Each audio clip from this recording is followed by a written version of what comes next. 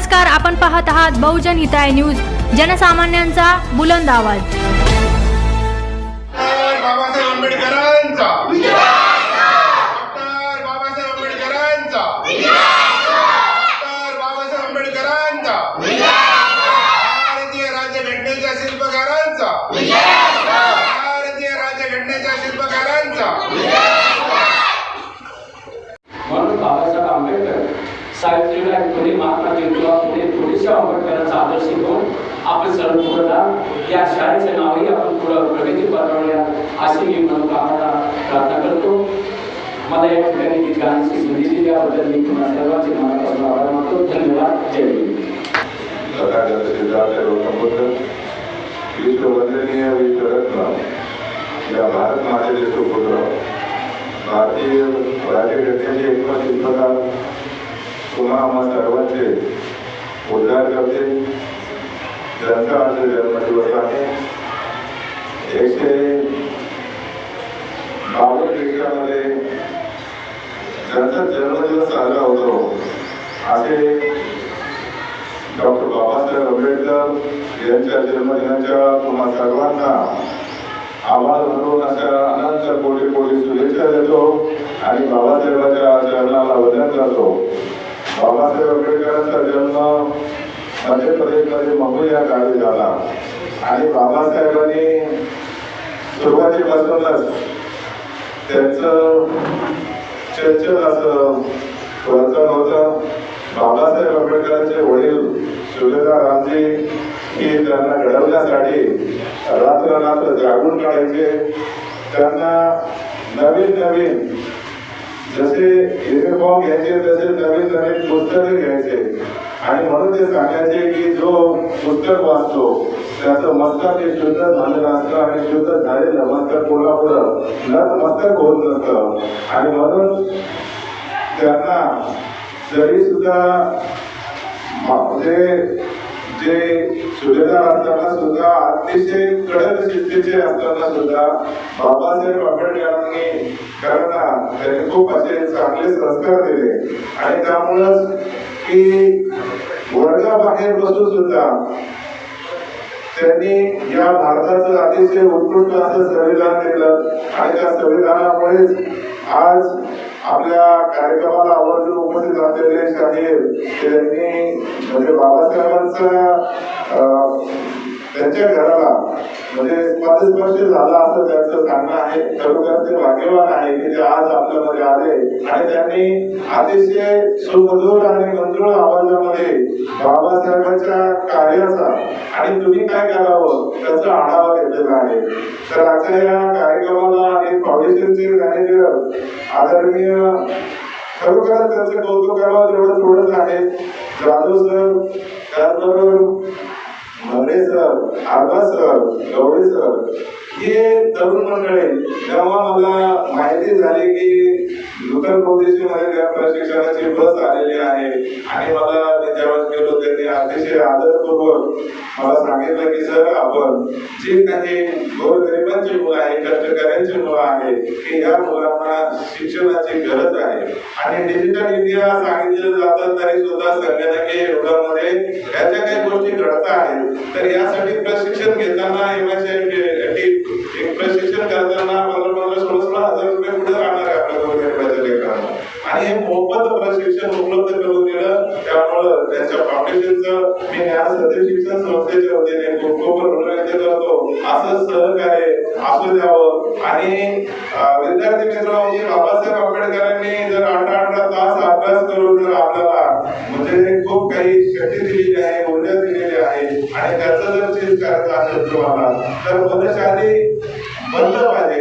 आणि जोपर्यंत तुम्ही वेगवेगळे बाबासाहेबांचे, अण्णाभाऊ साठेंचे, त्याचबरोबर शाहू महाराजांचे, शिवाजी महाराजांचे, मौलाना आझादचे, मौलाना अब्दुल कलामचे यांची जर पुस्तकं वाचणार नाही तोपर्यंत तुमच्यामध्ये विचार नवीन होणार नाही।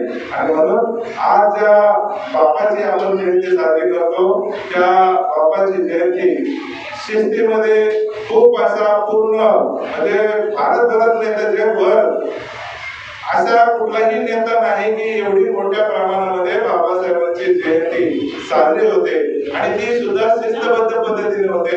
कुठेही त्याला गालबोट लागत नाही, कुठेही धिंगाणा केला जात नाही. आणि म्हणून मी तमाम सर्व नागरिकांना आवाहन करू इच्छितो की ही जयंती साजरी करताना कधीही त्या म्हणजे मद्यपान करू नये.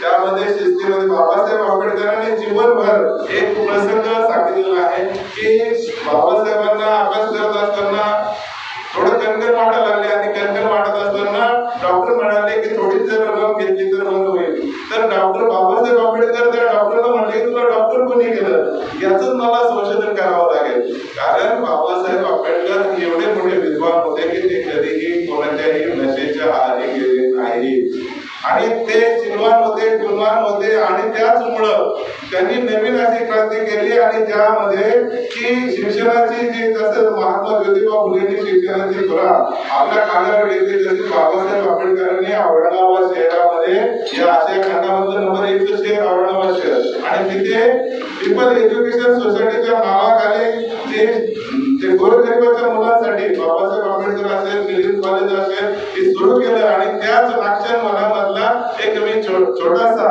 विद्यार्थी तिथूनच मी BA MA पदवी घेतली आणि त्याच्यातूनच प्रेरणा घेऊन या आंबेडकर नगर मध्ये छोटंसं संकुल सुरू केलं, छोटीशी शाळा सुरू केली आणि आज या शाळेमधून 10वीचे मुलं पास होत आहेत, संगणकीय शिक्षण घेत आहेत. हे सर्व जे आहे माझ्या बाबासाहेबांची देण आहे आणि याचा मला फार अभिमान आहे की मी कमीत कमी ह्या लेकरांना ज्ञानदानाचं काम करतो आणि बाबासाहेबांचा थोड्या का होईना शाळेचा वाटा उचलण्याचा प्रयत्न करतो. पुन्हा एकदा तुम्हा सर्वांना बाबासाहेब आंबेडकर जयंतीच्या अनंत कोटी कोटी शुभेच्छा देतो. बाबासाहेबांना निवार असं वंदन करतो. आपलं जय.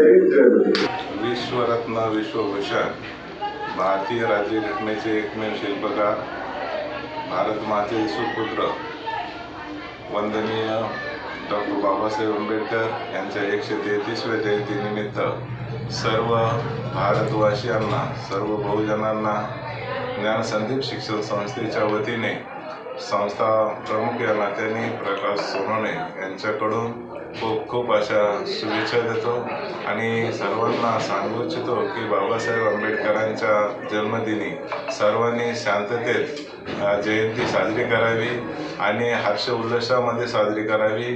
कुठेही म्हणजे भेदभाव न करता, वादविवाद न करता सर्वांनी शांततेमध्ये ही जयंती साजरी करावी असं मी सर्व भारतवासियांना आवाहन करतो. सर्व नवतरुणांना आवाहन करतो की कोणीही या जयंतीमध्ये दारू पिऊ नये, त्याचबरोबर धिंगाणा घालू नये, महिलांना सुरक्षित पद्धतीनं संरक्षण द्यावं आणि अतिशय म्हणजे शिस्तबद्ध पद्धतीनं बाबासाहेबांना अभिवादन करावं, वंदन करावं अशी मी सर्वांना विनंती करतो आणि पुन्हा एकदा विश्ववंदनीय डॉक्टर बाबासाहेब आंबेडकर यांना खूप खूप शुभेच्छा देतो. धन्यवाद. जय भीम, जय बुद्ध. सर, आज नीट फाउंडेशनच्या वतीनं विद्यार्थ्यांना संगणक प्रशिक्षण दिलंय, त्याचं प्रमाणपत्र वितरण केलंय, तर काय सांगायचं? आज नील फाउंडेशन ही खूप मोठी संस्था आहे आणि याचं जे आहे तर भारत सरकारचं म्हणजे डायरेक्टली दिल्लीवरून हे प्रशिक्षण आहे. ही औरंगाबाद शहरामध्ये म्हणजे छत्रपती संभाजीनगरमध्ये एकच बस उपलब्ध आहे. ती जवळपास 3 कोटीची बस आहे आणि ती बस इथे येऊन मोफत गोरगरिबाच्या मुलांना प्रशिक्षण दिलं आणि हे मुलं म्हणजे कॅम्प्युटर जे आहेत, बेसिक कॅम्प्युटर काय असतं, MSCIT काय असतं हे त्यांना प्रशिक्षण दिलं आणि त्या प्रशिक्षणाचं मोफत असं प्रमाणपत्र वितरण केलं. त्यामुळं आज सर्व या नील फाउंडेशनच्या जे काही प्रशिक्षक आहेत, बस चालक आहेत, त्यानंतर प्रोजेक्ट मॅनेजर आहेत, यांचं सर्वांचं संस्थेच्या वतीनं सन्मान करण्यात आला आणि त्यांचं अभिनंदन करण्यात आलं. किती विद्यार्थ्यांनी प्रशिक्षण घेतलं आणि प्रमाणपत्र दिलं? जवळपास संत तुकाराम विद्यालय ज्ञान संदीप शिक्षण संस्थेअंतर्गत चालणाऱ्या 4 शाळेमधून जवळपास 250 विद्यार्थ्यांनी हे प्रशिक्षण घेतलेलं आहे आणि 250 विद्यार्थ्यांना बेसिक फाउंडेशन म्हणजे बेसिक कॅम्प्युटर प्रशिक्षण दिलं आणि त्यामुळं पालकामध्ये, विद्यार्थ्यांमध्ये अतिशय आनंदाचं वातावरण आहे आणि बाबासाहेब आंबेडकरांनी सांगितलेलं आहे शिका, संघटित व्हा, संघर्ष करा आणि म्हणूनच हे प्रशिक्षण दिलं आणि त्या प्रशिक्षणाचं प्रमाणपत्र वाटप आज करण्यात आलं. आणखी काही दिवस म्हणजे पुढच्या वर्षी पण अशी बॅच सुरू आहे. नक्कीच नील फाउंडेशनने आम्हाला आश्वासित केलं की गोरगरिबाच्या मुलांसाठी, त्याचबरोबर सुशिक्षित बेरोजगारासाठी, त्यानंतर जे काही प्रशिक्षण घेऊ शकत नाही अशा दुर्बल घटकांच्या मुलांना सुद्धा आणि व्यक्तींना सुद्धा, महिलांना सुद्धा आम्ही ते मोफत प्रशिक्षण देऊ अशी ग्वाही दिली आहे. धन्यवाद.